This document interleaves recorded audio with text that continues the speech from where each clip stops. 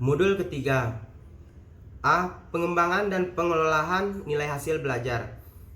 Langkah-langkah yang harus ditempuh dalam pengembangan tes hasil belajar adalah 1. Pembuatan tabel spesifikasi. 2. Merumuskan indikator. 3. Merumuskan soal. Yang keempat, melakukan uji coba soal. Yang kelima, melakukan analisis butir soal. Yang keenam, memperbaiki soal. 7. Melaksanakan tes. 8. Menafsirkan hasil tes. B. Analisis hasil tes belajar. Setelah pengembangan tes hasil belajar, kemudian uji coba sampai akhirnya dilaksanakan tes, maka kita mendapatkan hasil tes belajar dengan segala kelebihan dan kekurangannya. Salah satu cara menganalisis hasil tes adalah dengan menilai tes yang kita buat sendiri yang dilakukan sebelum atau setelah tes diberikan kepada siswa. C. Pengelolaan nilai hasil belajar. 1. Pemberian skor dan nilai terhadap alat evaluasi tes. Yang kedua, pemberian skor dan nilai terhadap alat evaluasi non-tes. Yang ketiga, pengelolaan hasil penilaian untuk kerja atau praktik. D. Pelaksanaan program tindak lanjut. 1. Program remedial. A. Pengertian program remedial. Bagi peserta didik yang belum mencapai kriteria atau ketuntasan atau minimal KKM, maka diberikan tindak lanjut untuk program remedial. B. Pelaksanaan program remedial. Dalam melaksanakan program pembelajaran remedial, ada beberapa hal yang harus diperhatikan, yaitu 1. Program remedial dapat dilaksanakan melalui bimbingan secara perorangan atau per individu.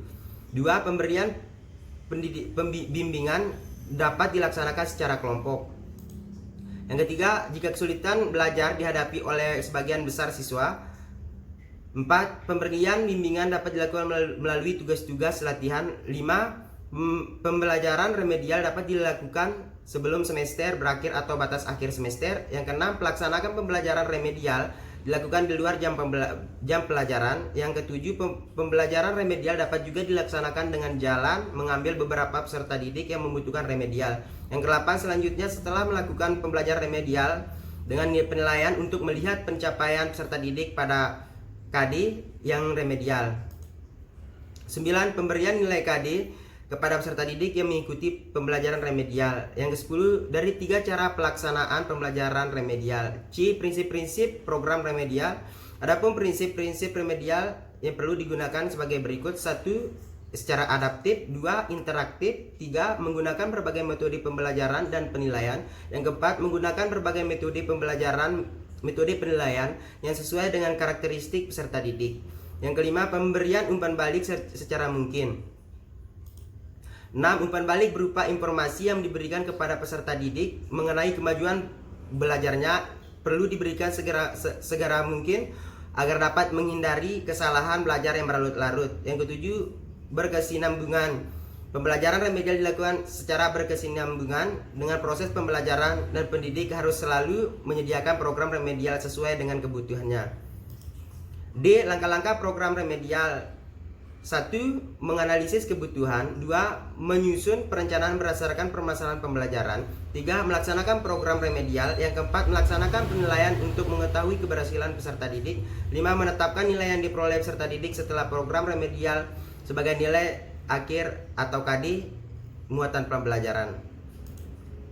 E. Penunjang keberhasilan pelaksanaan pembelajaran remedial, yaitu 1.